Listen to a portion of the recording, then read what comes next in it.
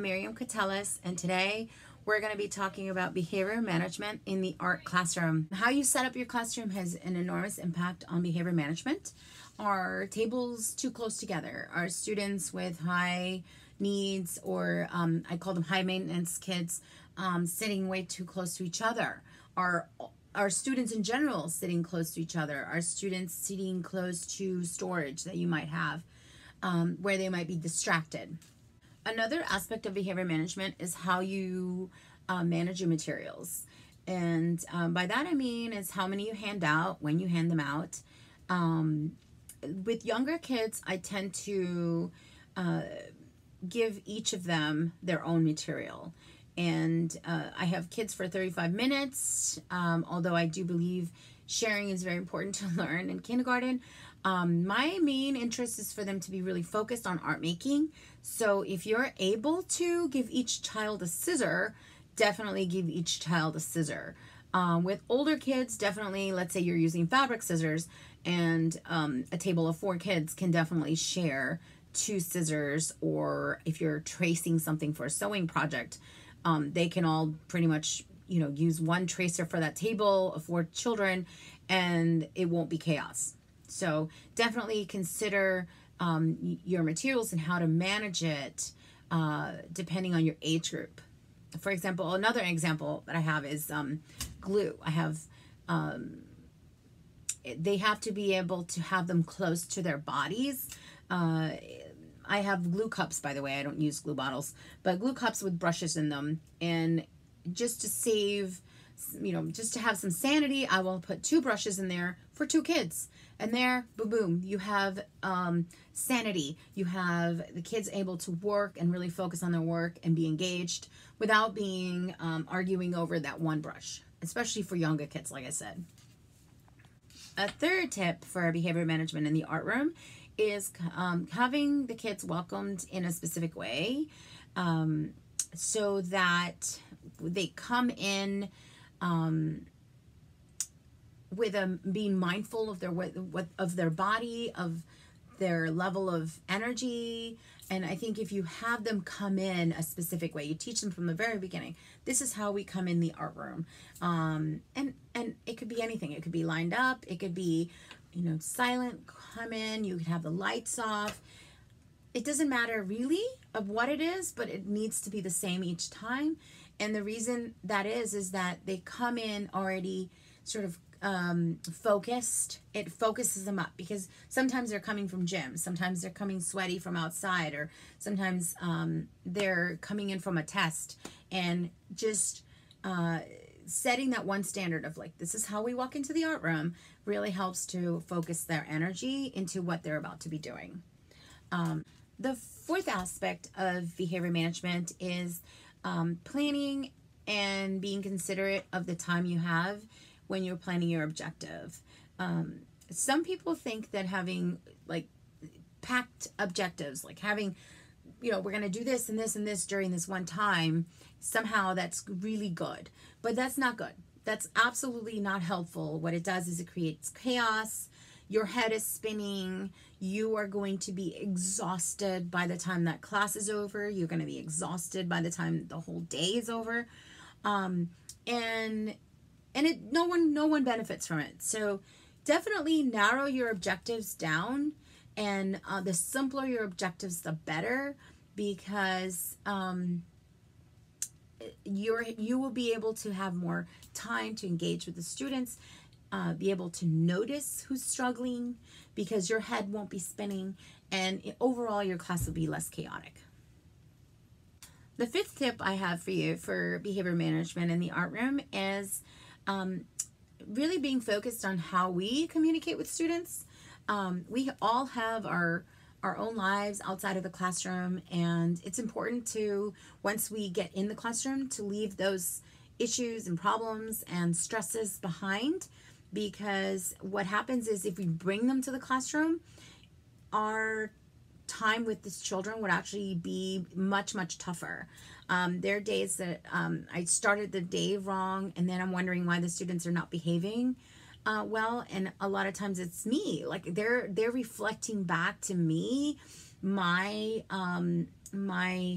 lack of attention. So the next tip for behavior management in the art room is having a consistent and simple way of gathering their attention. In my classroom, I have a 3-2-1 system, and 3-2-1 just means that when I raise my fingers, 3 fingers, that means you sit, 2 fingers, that means you are quiet, and 1 finger means your hands are together, or definitely you don't have anything in your hands, like no materials. And these are rules that we have practiced. They didn't just come in and I said 3-2-1 and all of a sudden they know what to do. This is something we start from the beginning of the year. We're practicing all the way up to November, and then they go on break and they come back, they've forgotten the whole thing. You have to start over and practice. It is just part of our job to constantly reinforce what these attention systems for gathering attention are.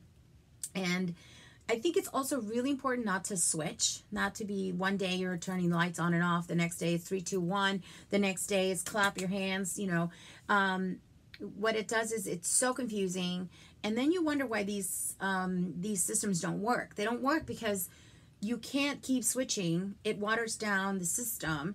You need to really stick to one system consistently, and that is how they will work. And also, once you teach it, the kids who are not paying attention to them, you pull them aside and you practice it. You really have to consistently work on your system for gathering attention with the students. I am a huge proponent of using images in the classroom. I have a lot of children who are English language learners, a lot of visual learners like myself, and I also have a lot of children with special needs.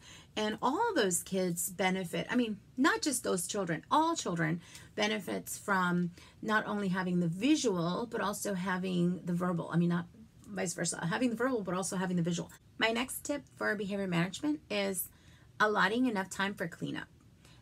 You need to allot enough time for cleanup, especially in the art room, because depending on their age group, it's going to take a little longer the younger they are. For my kindergarten, 2nd grade classes to 2nd grade classes, I allow for like 6 to 7 minutes of cleanup. And that's quite good. Like that is a good amount of time. If the media is not wet media, if it's just coloring pencils, then maybe less. But if it's a wet media and they need to wash the tables, definitely 6 to 7 minutes is about the right time. For older students, again, you might need to have less time. It just depends. And a lot of times, even with older kids, I would need more depending on their behavior.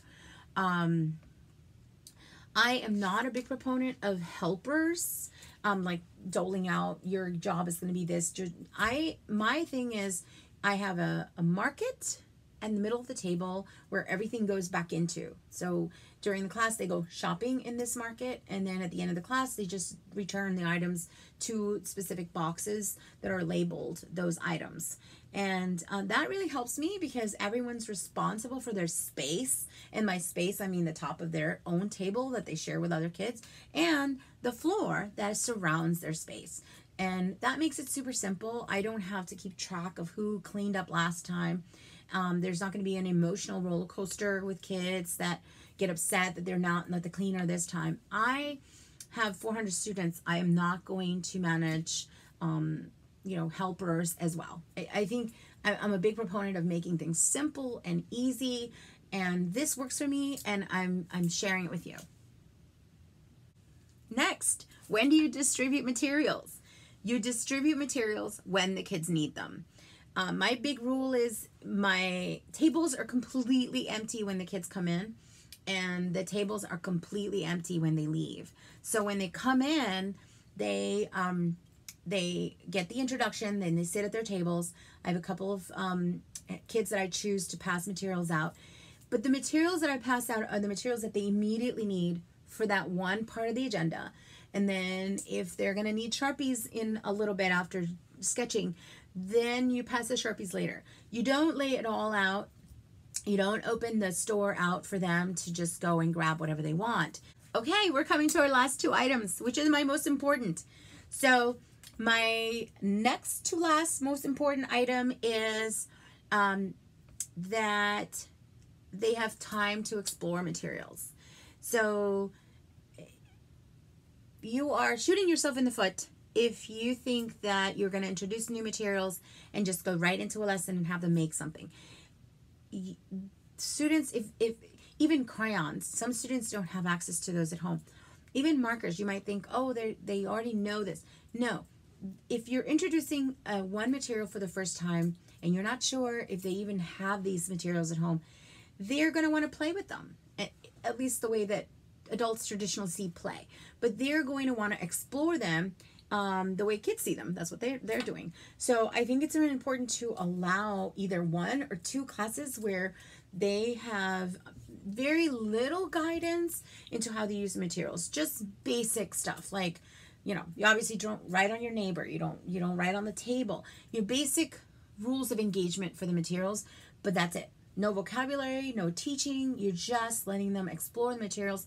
This will give you a chance to see how much they know about the materials, how good, how much exposure they have to them, what you could be teaching them. I mean, this is your time to take notes. Take notes. Also, very important, take notes on what they're doing with the materials. Like, what are they making with them? What are they making with the clay? What are they drawing with the markers? What are they drawing with the pencils?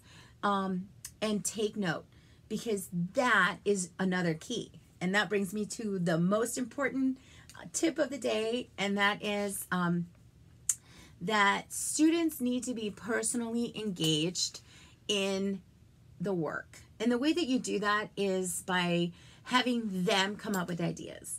And the minute you change that and make it about their ideas, your level of engagement is going to go way up. Your behavior management is going to be amazing. You are not going to have any problems with any of those high maintenance children at all, because they are bringing their own interests, their own passion into the work. And when you allow them to do that, it is automatic engagement. Automatic engagement. You will not have a problem with those kids. A lot of kids, the way that I do it, because I have 35 minutes of classes, is I will have them all do the same media. And so I practice choice, but it is modified choice. So I do have them all do the same media. I have them explore. But then with that media, I have them bring in their own interests, their own ideas. They can draw what they want. They can, with those markers, they can make what they want with the clay. I can introduce them to artists that do this with the clay, but they can make what they want with that clay. So ultimately, that clay sculpture that they take home will be a treasured piece of artwork, and it won't be thrown in the trash, because that has happened. When kids throw away their artwork into the trash, that is an indication that they put nothing of themselves in there. Because the minute the kids put something of themselves in the artwork, they are not going to throw that artwork in the trash. So it's very important. If your kids are throwing things in the trash, it's time to reflect on what it is that you're doing, because it is a crime to allow kids to make artwork that means nothing to them. This is the one place that they can come and put themselves on the table, and we take that away from them. Not okay. Not okay. So I'm very passionate about this, as you can see. So I hope I've given you some guidance as far as behavior management. And please follow me. You can find me on my blog, which is www.cutelisart.blogspot.com.